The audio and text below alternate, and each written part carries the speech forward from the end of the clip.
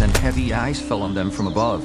In the midst of the chaos and danger, Sunny stayed calm and observant. He stared into the night sky, his ever-enhanced eyes piercing the darkness, and took a step backward. In the next instant, a chunk of ice the size of a man's torso landed and exploded in front of him. The creature stood tall, with thick legs, an emaciated torso, and long, multi-jointed hands ending in bony claws. Its fur was yellow-gray, ragged and seemingly impenetrable. What truly unsettled Sunny were the wriggling shapes moving under the creature's skin as it attacked, slashing its claws towards him. Sunny reacted swiftly.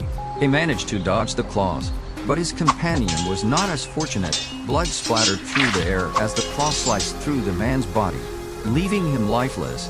The weight of the corpse pinned Sunny to the ground. As Sunny struggled to free himself, the chain restraining him suddenly loosened. Just as he managed to push the heavy corpse aside, the body began to convulse, and strange bone growths pierced its skin. Its muscles bulged and wriggled, transforming the dead man into a nightmarish creature. Sunny realized the creature was not supposed to exist in the first nightmare. It was a tyrant, a higher-ranking entity than typically encountered. With the creature rapidly approaching, Sunny was left to rely on his own skills and resourcefulness.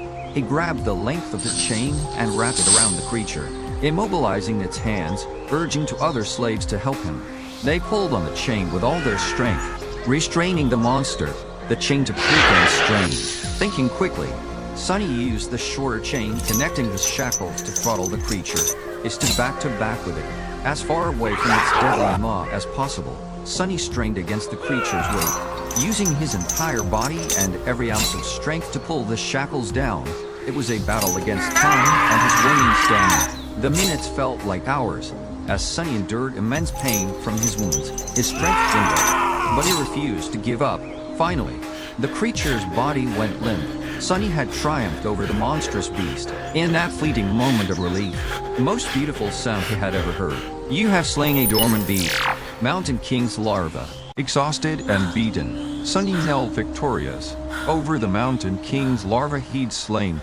But the sense of triumph was short-lived. The looming threat of an invasion, Mountain King echoed through the screams and violent tremors.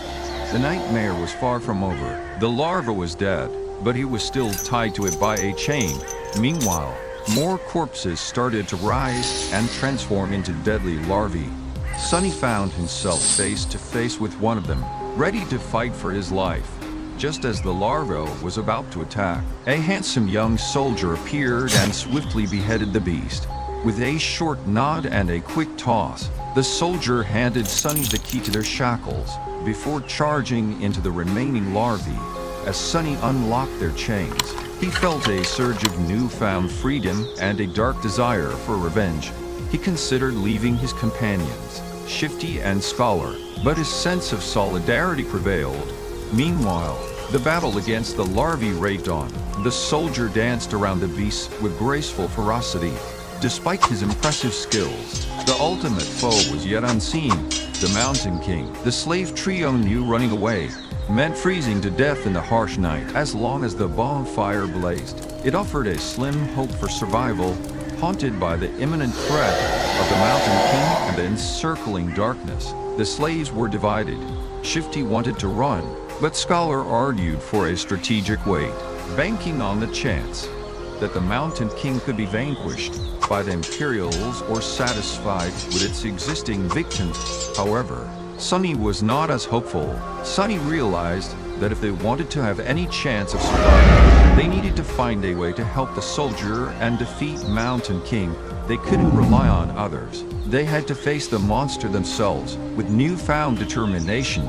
Sunny, Shifty, and Scholar stood together, ready to fight. As they prepared to join the battle, a surge of adrenaline coursed through Sunny's veins.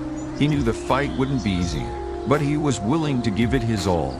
With a soldier as their inspiration, they charged towards the remaining larvae, ready to face their fears and fight for their freedom. This monstrous tyrant was in a league of its own, a fifth-category creature that posed a near impossible challenge. Across the bonfire, chaos reigned. The slaves were already dead, and the remaining soldiers fought valiantly but were no match for the tyrant. Sunny watched in horror as the creature effortlessly tore a dead slave in half with its jaws, blood streaming down its chin. It then displayed its incredible strength by crushing a soldier's skull like a soap bubble, before casually hurling the headless body off the cliff. Sonny, lost in thought, pondered his chances of survival.